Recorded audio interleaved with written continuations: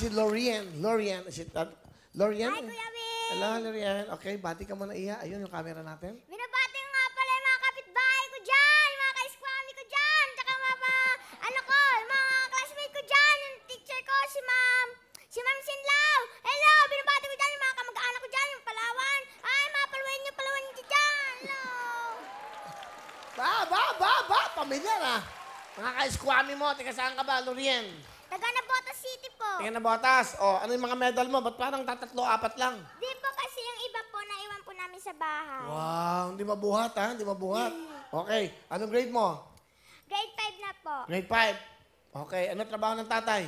Yung papa ko po, dati po siya mangingisda. Ngayon po, nagpapahinga po siya kasi po, sumasakit na po yung dito niya. Nilaremuya na Si po nanay? siya. Si mama po, nagtitinda po siya ng peanut butter, suman, tsaka mani. Ilan kayo magkakapatid? 6 po. Pang ilang ka? Bunso po. Bunso. Ano pangarap ni Lorian? Doktor po. Bakit doktor? Gagamutin ko po sila mama at papa, tsaka yung iba po pong may karamdaman. Bakit ka sumali sa Wawawin? Para po makapakita ko po yung talent ko, tsaka po para makita ko po kayo. Oh, thank you. Grade ano ka ngayon? Grade 5 po. Nung bang kinder ka, meron ka ng award? Apo, top 1 po. Top 1, grade 1. Ano po? Top 4. Okay, grade 2, Top 1. grade 3, Top 1. grade 4. Top 1. Ngayon, Hindi ko pa po sigurado, pero po pag-aaral po ako mabuti. hindi yan ang mga sagot. Ano sinasabi ko sa inyo? Sino nagsabi sa inyo sumali ka dito? Ako lang po kasi gusto ko po kayo makita. Paano mo nalaman? Nanonood po ako ng Wawin lagi. Ngayon, nandito ka na. Ano bang gusto mong yung mabili mo? Ano yung gusto mong mabili sa buhay mo? Gusto mong magkaroon? Wala po, gusto ko lang po mayakap kayo. Yan, thank you. Oo naman. Napakasimple lang ng hiling mo. Thank you, ha. Kuya Willie, ano na? Nag-i-emote pa ako. Hello. Hindi. Kasi nag-iisip ako na nakakatuwa.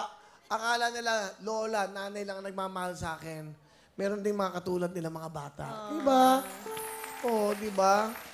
Ang sarap-sarap ng pakiram. Parang naisip ko lang, akala ko lola lang. Akala ko nanay lang. Akala ko lang ganon. Pero merong, diba? Thank you, ha? O sige, Lorian, salamat, ha? Kasi natutuwa ako dahil simple lang ng iyong hiling. Title niya is Simpleng Hiling. Okay, ha? Alright. Pakilala mo sino kasama mo. Pinapakilala ko nga po pala ang pinaka-sexing nanay sa buong mundo, si Mama Lani! At sama pa yung kasama. Hello, At ang papa kong gwapo, si Papa Rodel! Okay. Si nanay mo na, Nanay Lani, welcome po. Ano po ang gusto niyo sabihin sa napakabait at napakarunong yung anak? Hello, Well. Magandang hapon. Gandang hapon. Anak, natutuwa ako na dumating ka sa buhay namin na kahit mahirap tayo, kayong mga anak ko ang sisipag nyo mag-aral. Kaya kami inspired sa inyong mag-aral. Kahit wala tayong pera. Kahit wala kang baon, papasok ka, ihatid ka lang sa school. Kaya nagpapasalamat talaga ako sa Panginoon. Sana bigyan pa kami ng lakas ng mga magulang mo para matupad ang iyong mga pangarap. Dahil punong-puno ka ng pangarap, anak. Mahal na mahal kita. Kay Papa Rodel, ano ang gusto niyo sabihin, Tay? Oh, anak, ito lang masasabi ko sa iyo, mag-aral kang mabuti. Susuportaran ka namin ng mama mo hanggang makatapos ka ng iyong pag-aaral. Mahal na mahal ka namin ng mama mo. Salamat. Ano gusto mo sabihin sa iyong mga magulang? Kinanay mo muna. Mama, Papa, sorry po kung minsan nasasagot ko po kayo. Hindi ko naman po sinasadya. Sorry po. Mahal na mahal ko po kayo. Matigas ba ulo mo kasi? Opo. Susunod ka siyempre mga magulang mo yan eh. Tama lahat ng sasabihin, ha? Opo. Okay, sige. Squami. Yo! Halika. Hi, ate. Oo, yung kapatid Alam mo mo. ako? Apa. Ay, mga ganun-ganun, parang kilala ko nga yan eh. Si Ate Hipon. Oh, Ate Hipon. Hello. Idol ka po ng ate ko. Bakit daw? Kasi daw po ang ganda niyo daw po. Ah,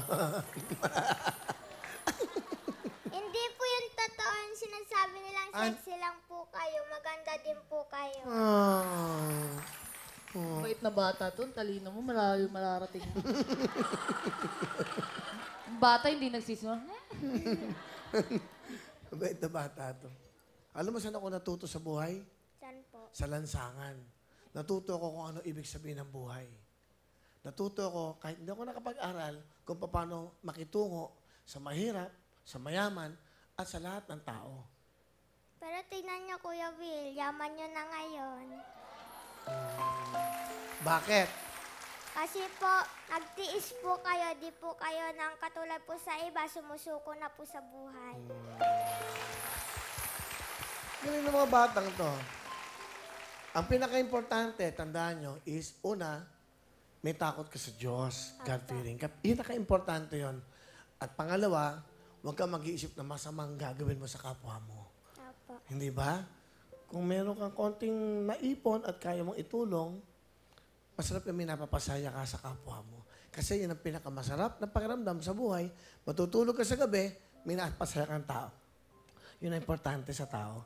Nagpapasaya. Kaya nga tayo nandito sa mundo para mahal sa kapwa. Di ba? Okay.